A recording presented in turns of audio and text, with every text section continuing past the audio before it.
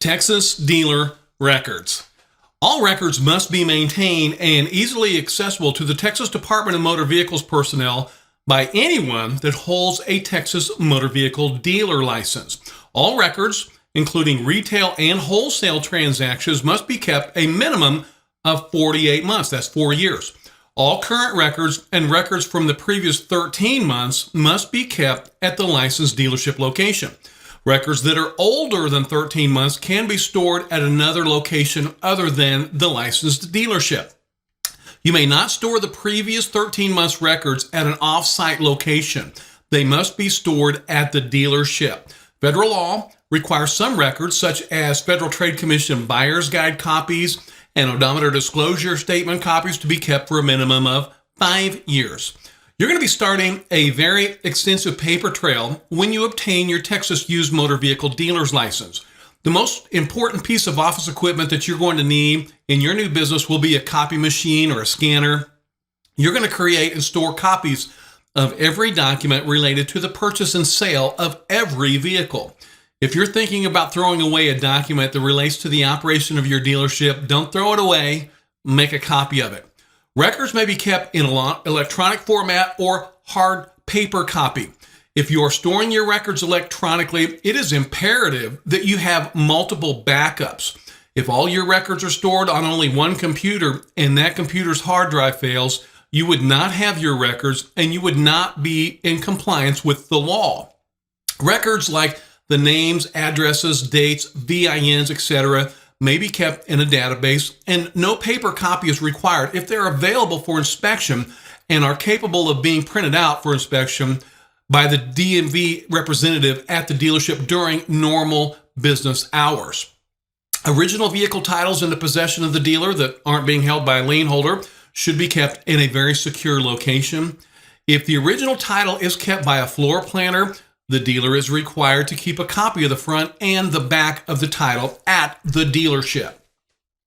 Texas retail motor vehicle dealers are required to keep, at minimum, the following records either via paper or electronically for all vehicles purchased, leased, or sold: retail installment agreement, sales contract or bill of sale, which would include the date of sale, the vehicle description, including the year, make, and model, the vehicle identification number, which we call the VIN, the name and address of the person purchasing the vehicle, the sales price, all other fees and charges that are a total cost of the vehicle, including the trade-in, payoff of trade-in, extended warranty, insurance, etc.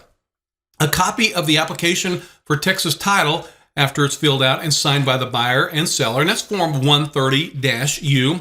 This form may be obtained by your tax collector's office or your VTR office, or you can easily download that form as well. Tax collectors receive for the title application, which is sometimes what we call the white slip. This is an important document which can prove you did apply for title on that sold vehicle. A copy of the Federal Trade Commission buyer's guide, which is also known as your as-is statement, odometer disclosure statement, a copy of the front and back of the title signed by the buyer and the seller. Also, a power of attorney if it's required to complete the titling process. And we'll cover powers of attorney later on in the course. VTR Form 136, county of title issuance, on which that consumer elects which county they desire to have their vehicle registered in. Copy of other forms may be necessary depending on the type of sale and will need to be kept as a part of the dealer's records. Most of those forms can be obtained by your tax assessor collector's office or your local vehicle titles and registration office or their respective websites. VTR forms can be found right on the DMV website. Forms involving taxes may be obtained from the state comptroller's office or its website. Other records. The dealer's reassignment of title for a motor vehicle form, that's Form VTR-41A, should be used if all available assignments on the back of a Texas title are signed or the negotiable title is from another state or foreign country. Texas Motor Vehicle Sales Tax Exemption Certificate.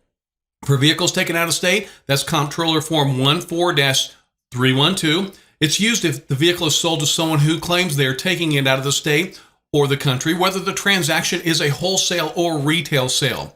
The original must be kept with the sales file with a copy in the comptroller and a copy to the buyer.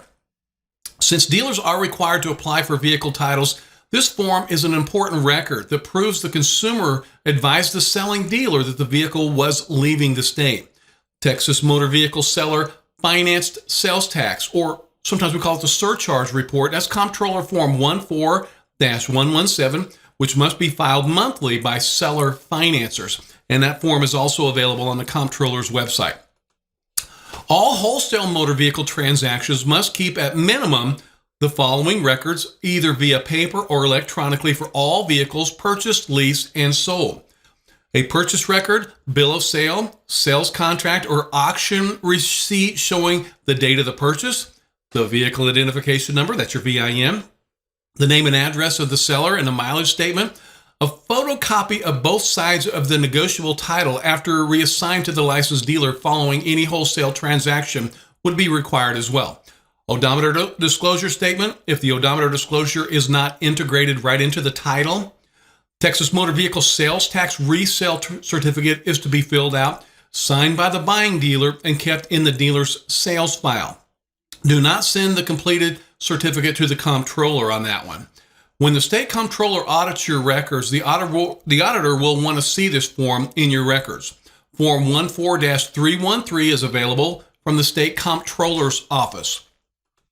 The following records for consignment sales transaction should be kept as well: a written consignment agreement for the vehicle or a power of attorney covering that vehicle. A written consignment agreement should be completed by the licensed dealer and made part of the sales file. A copy of the title should be at the dealer's license location for inspection by the buyer or a DMV representative. It is recommended that the copy of the title be attached to the consignment agreement. All record-keeping requirements for the actual sale of a consignment vehicle are the same as those of a retail sale.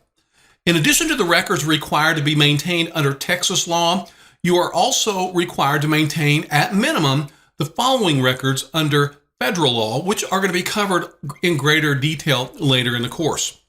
So these records have to be kept for a period of 5 years. Copies of Federal Trade Commission buyer's guides for every vehicle sold. Copies of cash reporting IRS Form 8300, if applicable, and we'll cover that form later on. Odometer disclosure statements for vehicles. Written Federal Trade Commission red flags policy. Copies of any forms related to the Truth in Lending Act, the Equal Credit Opportunity Act, or the Gramm-Leach-Bliley Privacy Act. Office of Foreign Asset Control filings must be kept a minimum of 5 years as well. So always, as a reminder, be sure to make front and back copies of every title to every vehicle you purchase and sell.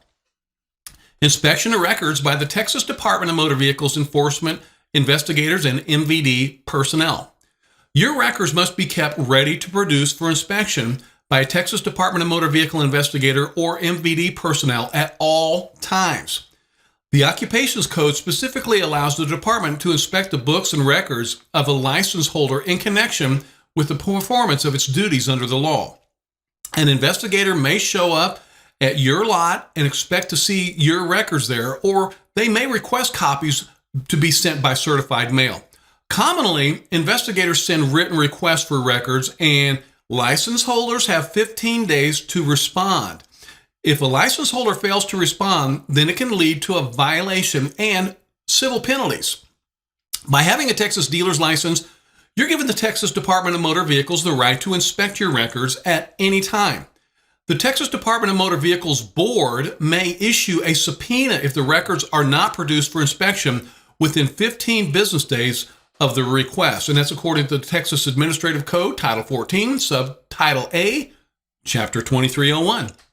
During a records inspection, the Texas Department of Motor Vehicle investigator may arrive unannounced during your posted hours of operation. If either, an owner or partner is not staffing the dealership during the posted hours, or an official employee, this could lead to the suspension or revocation of a dealer's license. Remember, state law does require that the dealership is staffed during those posted hours.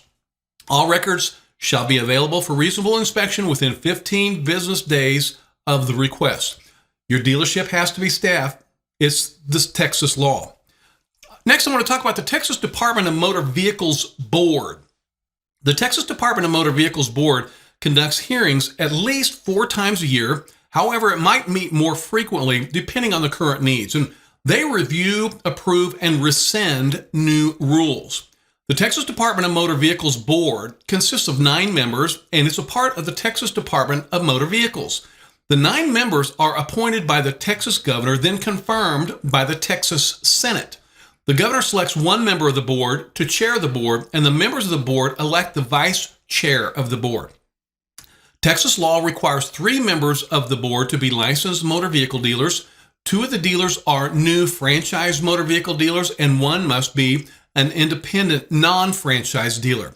The board must also include 1 member that is a representative of a franchisor or a manufacturer, 1 member that is a tax assessor or collector, 1 member must be a law enforcement officer from a county or a city, and 1 member must be a representative of a motor carrier industry, and 2 members must be from the general public. So members of the Texas board serve staggered 6-year terms, and that's according to the Texas Occupations Code 2302.001. The board shall oversee and coordinate the development of the department and shall ensure that the components of the motor vehicle industry actually function as a system. So the board considers ways in which the Department of Motor Vehicles operations may be improved and may periodically report to the legislature concerning potential statutory changes that would improve operation of the Texas Department of Motor Vehicles. The board also approves rules that are required under recently passed legislation. So you can view the board schedule and the agenda at the Texas Department of Motor Vehicles website. That's txdmv.gov. You know, as a licensed Texas motor vehicle dealer, you will need to be aware of the very important functions of the board as their actions affect the operation of every Texas motor vehicle dealership. They meet at least 4 times a year in Austin. If you ever have a chance to attend a board meeting or watch a board meeting online, you will find it very, very educational. We have completed this unit, and in this unit, we have learned that dealers must display their license, the dealers must act ethically, or the license could be suspended. The dealer license may also be denied, and we learned about the disciplinary fine matrix, the Texas Department of Motor Vehicles Enforcement Division. We covered dealer complaints and dealer insurance, the retail contractor bill of sale, odometer disclosure and tampering. We covered sales to minors, also showed you how to maintain your dealer records, and talked about inspection of records by the Texas Department of Motor Vehicles personnel, along with important roles and responsibilities of the Texas Department of Motor Vehicles Board. Once again, I want to remind you that all the videos in this course are available for you to view after the course at texasdealers.com. Just scroll down to the bottom of any page and click on the Texas Dealer videos to find any video that you would like to review.